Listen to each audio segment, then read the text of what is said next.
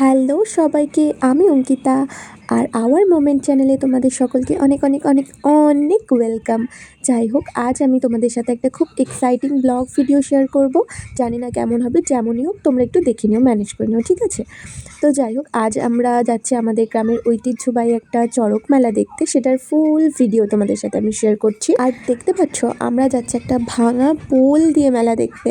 আমাদের ব্রিজ রয়েছে, তারপরেও আমরা ভাঙা পোলটাকেই চয়েস করেছি, তার কারণ এখান দিয়ে অনেক তাড়াতাড়ি যাওয়া যায়। এখন বাজে রাত 9টা। আমরা এখন বেরিয়েছিলাম মেলা দেখতে, ভেবেছিলাম ভিড়টা অনেক কম হবে, বাট লিটারেলি আমরা সেখানে গিয়ে দেখলাম ভীষণ পরিমাণে ভিড় হয়েছে। মানে আমরা মেলাতে ঘুরছিলাম, তারপরে ভিড়টা অনেকটা কমেছে, বাট প্রথমে গিয়ে প্রচুর ভিড় হয়েছিল।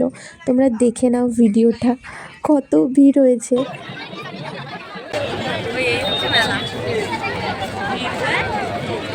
চড়ক মেলার মেন পার্ট হচ্ছে এই চড়ক গাছ। আমার সাথে সাথে তোমরাও একটু দেখে নাও, ভীষণ ভিড় হয়েছিল চারিদিকে, যেটা আমি তোমাদের ঘুরে ঘুরে দেখাচ্ছিলাম বারবার।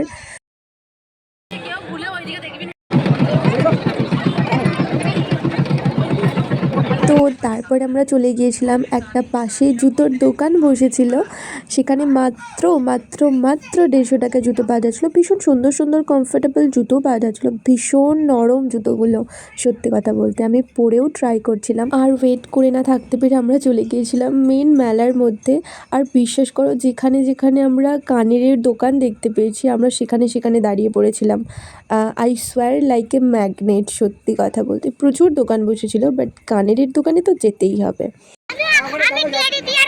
আর এ হলো আমার একটা কিউট স্টুডেন্ট, যে মোটামুটি আমায় যেখানেই দেখতে পাক, মানে রনে বনে জনে জঙ্গলে, মানে যেখানেই দেখতে পাক, ও আমাকে সব কিছু বলা চাই। মানে কি কিনেছে, কি খেয়েছে, কি করেছে, এভরিথিং বলা যায়। তো যাই হোক, কি যেন বলছিলাম, হ্যাঁ, আমরা মেলা থেকে সবার প্রথমে যাই কানের দোকানে। আর আমি এখান থেকে বেশ কিছু কানের কিনেছিলাম, মাত্র 40 টাকা করে কানের পাওয়া যাচ্ছিলো। কেনই বা বেশি দাম দিয়ে অন্য জায়গা থেকে কিনবো বলো? তার চেয়ে মেলা থেকেই অনেকগুলো কিনে নিই। তবুও এবারে আমি বেশি কিছু কানের কিনিনি।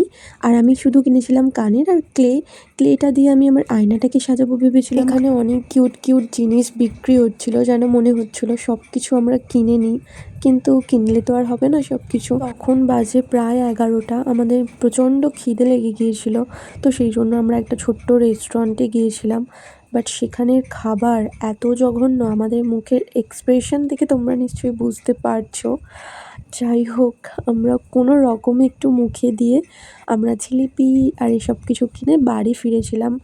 আর আমি এখানে এদের দেখাচ্ছিলাম কীভাবে আইসক্রিমের পোজগুলো দিতে হয়, কিন্তু কেউ একটা ঠিক মতো করছিল না।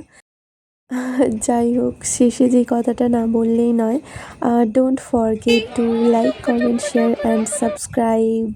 Tata, good night. কেউ নেই রাস্তায়, কম বাজে 11টা বাজে।